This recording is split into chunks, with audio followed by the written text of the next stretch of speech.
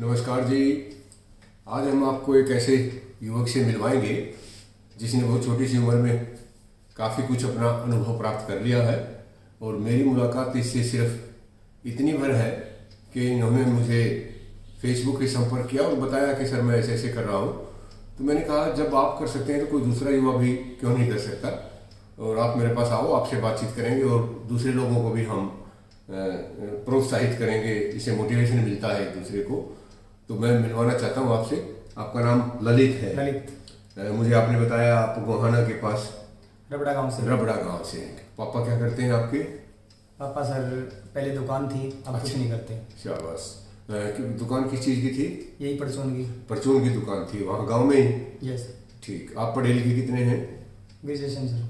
Graduation की हुई? कहाँ से की हुई है? नेकीराम से। ये बढ़िया बात है भाई, हमने भी ग्रेजुएशन वहीं से की थी, वहीं टीचर रहे और फिर वहीं से बतौर प्रिंसिपल रिटायर हुए। ये अपनी कॉमन बात हो गई। तो पापा की दुकान थी, उसमें आप परचून का काम वो देखते थे। अब उम्र हो गई होगी तो उन्होंने अपना काम छोड़ दिया। और आप कितनी उम्र है आपकी? 28 साल सर। तो ललित, मैं ये जानना चाहता हूँ आपसे कि आपने ऐसा क्या किया जिससे हम दूसरों को ये दिखा सकें कि देखिए नौकरी का इंतजार करने की ज़रूरत नहीं है, हम दूसरी तरह से भी अच्छा कमा खा सकते हैं। अब आप क्या करते हैं? अब तो बिजनेस ही करते हैं। बिजनेस करते हैं। क्या बिजनेस, कैसे शुरू किया आपने?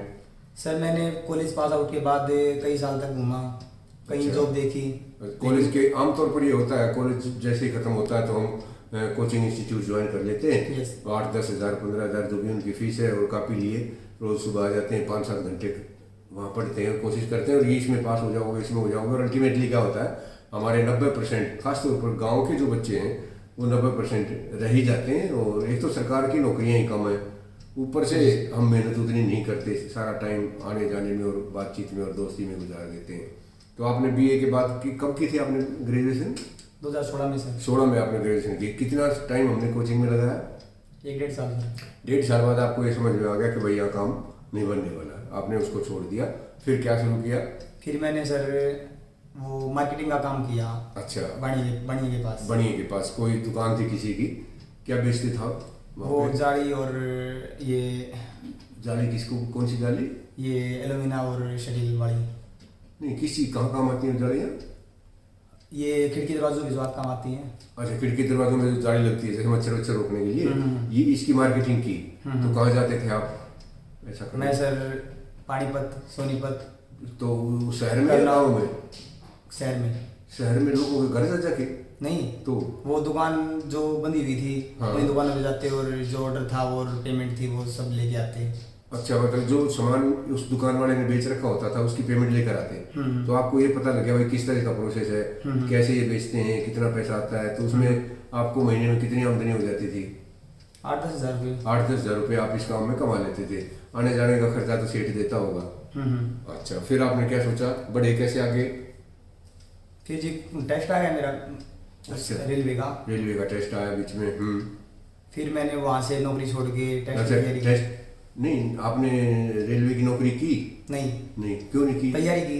अच्छा, तैयारी करके टेस्ट देने गया तो टेस्ट हुआ नहीं। ये टेस्ट बीच में कहाँ से आ गया? आप 8 हज़ार रुपये कमाने लग गए थे? कमाने लग गए थे, लेकिन फिर भी फॉर्म भर रखा था ना पहले। अच्छा, उसका टेस्ट आ फॉर्म गया। भर गया था, भर रखा था, फिर उसका रेलवे का, हाँ, तो टेस्ट आ गया लेकिन टेस्ट क्लियर नहीं हुआ। तो फिर आप वहीं काम करते रहे? नहीं, फिर मैंने अमेजोन में काम किया, ये अमेजोन पे लगाने के लिए। अच्छा, उसमें क्या किया?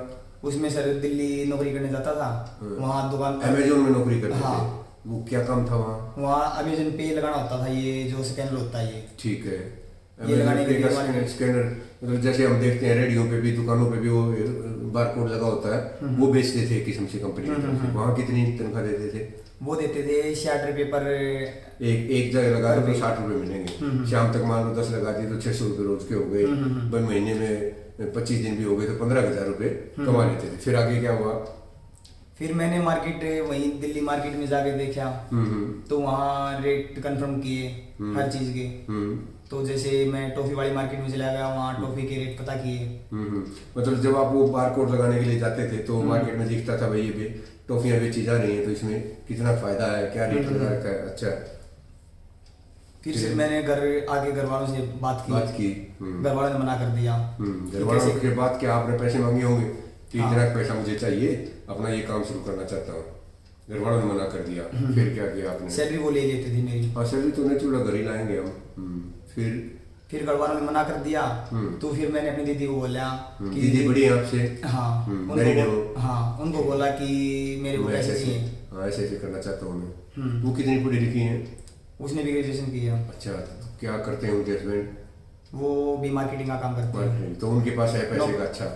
हाँ तो मैंने उसको बोला, तो बोली कितने पैसे चाहिए बता। मैंने उसको बताया कि 3,000 रुपये दे दो बस। तो अच्छा। उसने 6,000 रुपये मेरे अकाउंट में डलवा दिए। क्या बात है। फिर मैं दिल्ली गया सर। अच्छा, दिल्ली जाके मैंने देखा कि क्या कुछ लेना चाहिए। तो अब तक तो दिल्ली जाते थे, अमेजन भी दिल्ली कर रहे थे? हाँ दिल्ली गया। पहली बार गया तो मार्केट घूम के वापस घर आ गया। दूसरी बार गया मार्केट घूम के फिर वापस घर आ गया। तीसरी बार मार्केट घूम के का मतलब अता पता करके? वो कंफर्म करके कि क्या कुछ रेट हैं, कुछ बचेगा नहीं बचेगा।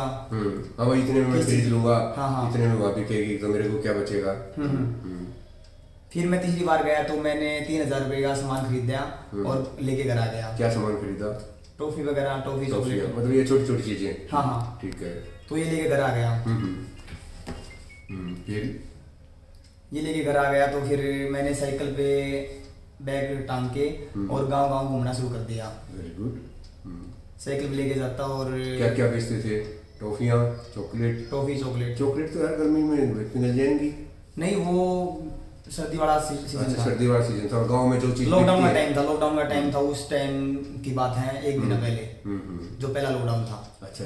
अरे वाह, उस दौर में भी आप काम करना शुरू कर दिया? उस टाइम पे काम शुरू किया था सर मैंने। क्या बात है। फिर मैंने गांव गांव घूम के सामान बेचना शुरू कर दिया। महीने में पहली बार महीने में कितने पैसे बचे आपके? मैंने पैसे बचाया नहीं कभी। अच्छा, जो लगे जो मिले जितना भी मिला सारा मार्केट में लगा दिया। उसी में लगा दिया। वो जो 6,000 दिए थे मैंने 6 के 6 लगा दिए मार्केट में। और वो जो भी बचत जो भी आता वो भी लगाता गया। तो महीने भर में आपने क्या क्या देखा?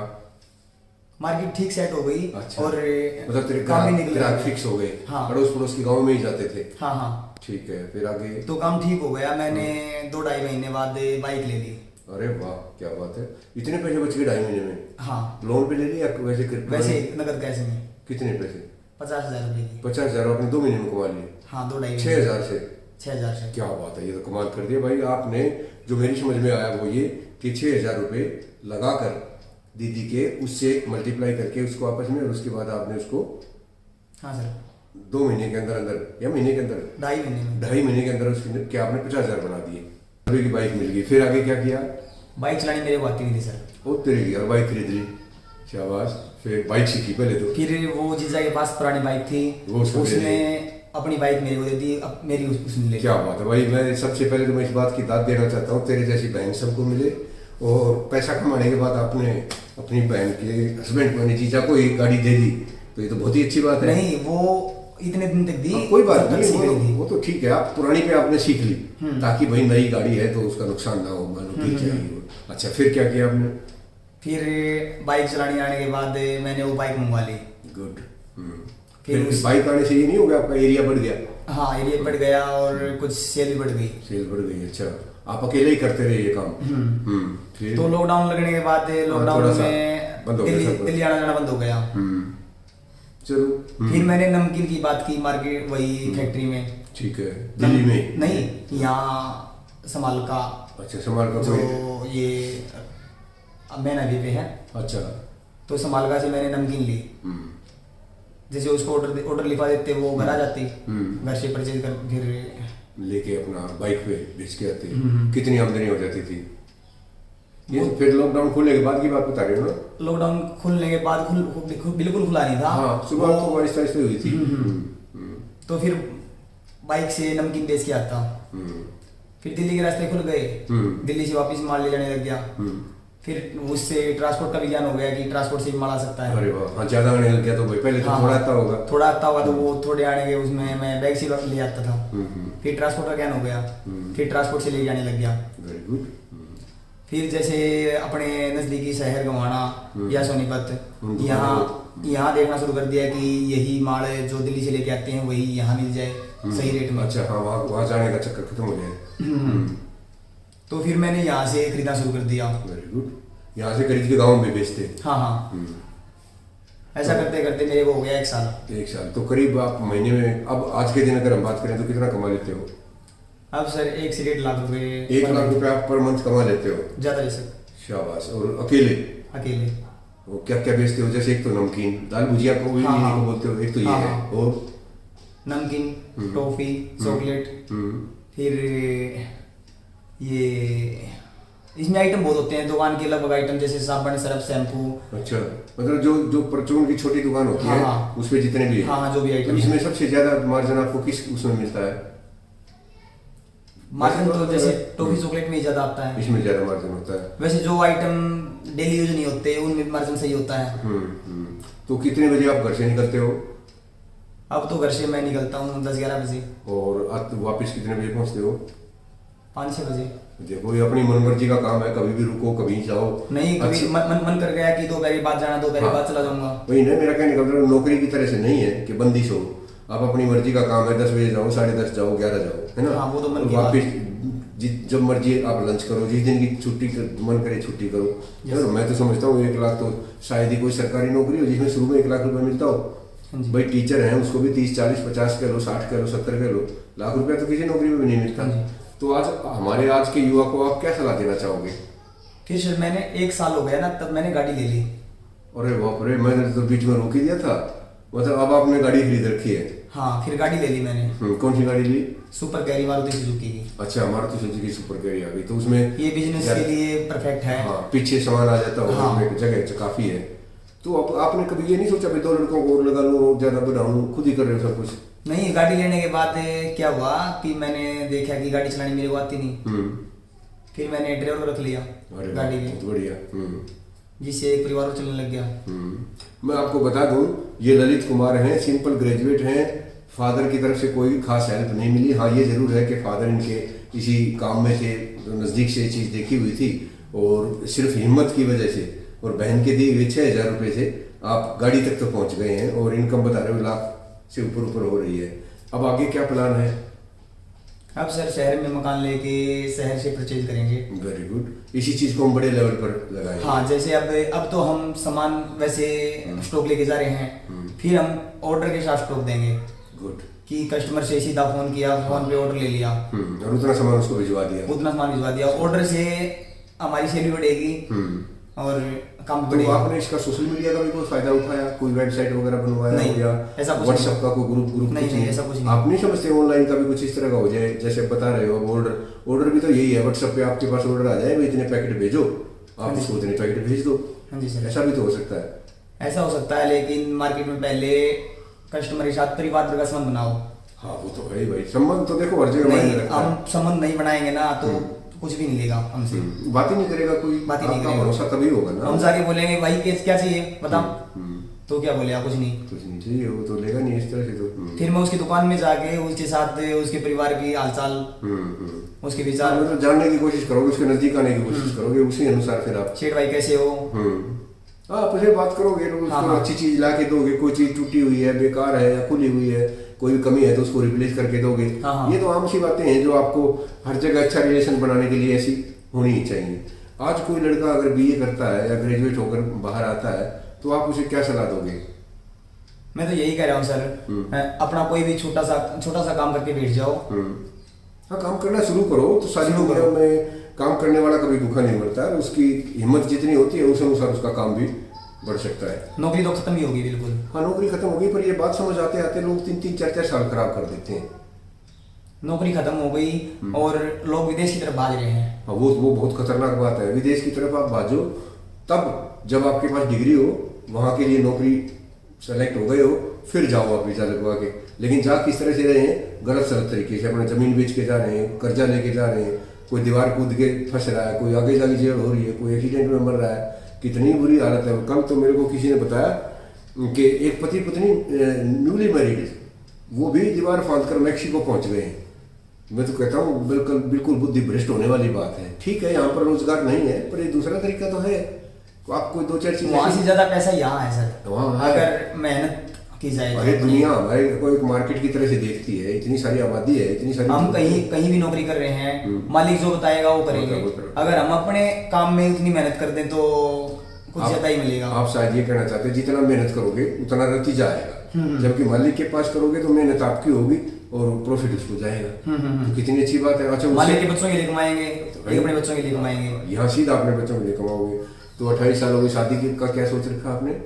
अभी नहीं सर, अभी नहीं, क्यों? अभी जैसे आप नहीं, ऐसा कुछ नहीं है भाई। 1,00,000 1.5 लाख रुपए कमाने वाले लड़के को तो हाथों हाथ ले जाएंगे। नहीं, जो लड़का बेरोजगार बैठा है उसकी तो शादी भी नहीं होनी बेचारे की, है ना। तो ये मैं क्या कहलवाना चाहता हूँ आपसे कि देखो भाई, अपना काम शुरू करो, उसमें पहले थोड़ी कमाई होगी, थोड़ी पूंजी है, उसी पूंजी को दोबारा लगाओ और उसमें अच्छा सारा पैसा बन जाए। और जब आप अच्छा कमाने लगेंगे तो संसाधन आ जाएंगे। पहले आपने बाइक खरीदी, अब गाड़ी खरीद रखी है, और उसके उसी तरह से फिर जैसे आप आगे बढ़ोगे तो आपका परिवार भी सेट होगा। माँ बाप तो खुश होते ही होते हैं, अच्छा सा रिश्ता भी आएगा और जीवन हमारा एक अच्छी गाड़ी पे, एक अच्छी लाइन पे चल पड़ेगा। जब सर मैंने काम शुरू किया, घर वालों ने बिल्कुल मना कर दिया कि घर वालों को कॉन्फिडेंस नहीं होता। आमतौर पर युवा पर शक करते हैं कि ये पैसे जितने दोगे उनको भी खराब कर देगा। तो ये तो उस पर डिपेंड करता है कि हम कितनी अच्छी नीयत से काम करना शुरू करते हैं। और आप पैसे को ऐसी गलत जगह लगा दोगे, क्या समझदारी रखनी चाहिए बिजनेस करते वक्त? हमें बिजनेस करते वक्त सर हमें केवल पैसे को, अपने काम को टाइम देना ज्यादा से ज्यादा। वो तो होता ही है, जितना ज्यादा टाइम देंगे उतना ज्यादा प्रॉफिट देगा काम। मुझे ये भी लगता है जब आपने अपना पैसा लगा रखा होगा ना तो टाइम दे भी दोगे, है ना। जब अपना कोई नुकसान नहीं होगा, सरकार के दफ्तर में बैठे हो, आपका कुछ बिगड़ना नहीं, तो फिर टाइम भी नहीं देते हम। सर 1,00,000 2 लाख मेरे पास पैसे होंगे तो मैं बिजनेस नहीं कर पाऊंगा, सारे उड़को दूंगा। क्यों? वो पैसा मेरे पास ऐसे ही आ गया। हाँ, एकदम से आ गया। एकदम और से आपका आ गया। खुद का कमाया हुआ होगा तो आप एक एक पैसे का ध्यान रखोगे, ये कहना चाहते हो ना? Yes sir. कितने बहन भाई हो? 2 भाई 1 बहन। अच्छा, आप सबसे बड़े हो? नहीं, बड़ी तो छोटा। बहन, सबसे छोटा। बीच वाला क्या कर रहा है? बड़े वाला दीदी से भी बड़ा है, वो क्या करता है? वो कंपनी में जॉब करता है। अच्छा, तो अब उससे मुकाबला है आपका? नहीं, उससे तो कोई मुकाबला नहीं, हो तो बिल्कुल ही लो क्वालिटी। हाँ, वही कह रहे हैं, वो तो कुछ भी नहीं है। जॉब कुछ का भी तो नहीं मतलब ही नहीं है। प्राइवेट जॉब तो वैसे ही सरकारी से कम पैसे की होती है। और अपने नहीं, वहाँ तो कुछ भी नहीं ले रहा, ये मान लो। फिर बताओ, फिर तो हमें मतलब आपसे ये प्रेरणा लेनी चाहिए हमारे युवाओं को कि देखिए प्राइवेट नौकरी हो अब चाहे मैंने सरकारी एक नौकरी हेल्प हो। के लिए बंदा रख रखा है, उसका भाई नौकरी के लिए इंटरव्यू देने जाता है। जैसे पानीपत गया, बोला कि 12,000 रुपये सैलरी बताई, 12,000 रुपये सैलरी बताई और कहीं भी बताई 12,000 रुपये सैलरी बता दी। तो वहाँ बोले बुलाएंगे तुम्हें, अभी तक नहीं बुलाया उसको। कमाल है भाई, मतलब 12,000 रुपये अगर वहाँ काम करने के लिए जाएगा 12,000 रुपये के लिए, तो 5-6,000 रुपये तो उसके किराए में खर्च हो जाएंगे। हर महीने आना जाना। और तो 5,000 रुपये उसको बच भी गए, तो उससे अच्छा तो अपने शहर में कर लो या अपना सही खुद का बात काम है। कर लो। ललित कुछ भी। कुमार, आपकी सोच बहुत ही अच्छी है और मैं यही कहलवाना आपसे चाहता था और यही जानना भी चाहता था कि आज का युवा जो नौकरी के लिए इधर उधर भटकता है ना, 10-10, 12-12 हज़ार रुपए की नौकरी के लिए भी वो करें, बुलाएंगे, यानी जरूरत होगी तो बुलाएंगे, नहीं तो नहीं बुलाएंगे। किस चीज़ को बुलाएंगे? किस चीज़ को बुलाएंगे? भीड़ बहुत ज्यादा हो गई। हाँ, और आप 12 ले भी लोगे तो क्या बचा लोगे? उसमें से बचा लोगे मतलब रोटी चलेगी। रोटी तो कौन सा कैरियर, कौन सी शादी, कौन से परिवार, माँ बाप हैं बेचारे इतने सालों से आपको खिला पिला रहे हैं, पढ़ाई पे भी पैसा लगता है भाई, कपड़ों पे भी लगता है, कहाँ से क्या कुछ होगा? इसलिए मुझे लगता है आज के युवा को ये सोचने की जरूरत है कि अपने आप कमाना सीखो और अपने पैरों पे खड़े होके अपने पैसे को लगाकर उसे बढ़ाओ। यही कहना चाहते हो सर? हाँ जी। चलो ललित, आपसे मिलकर बड़ी खुशी हुई भाई और बहुत अच्छा लगा। आप लोग तक चल के आए, आपका बहुत बहुत धन्यवाद। Thank you.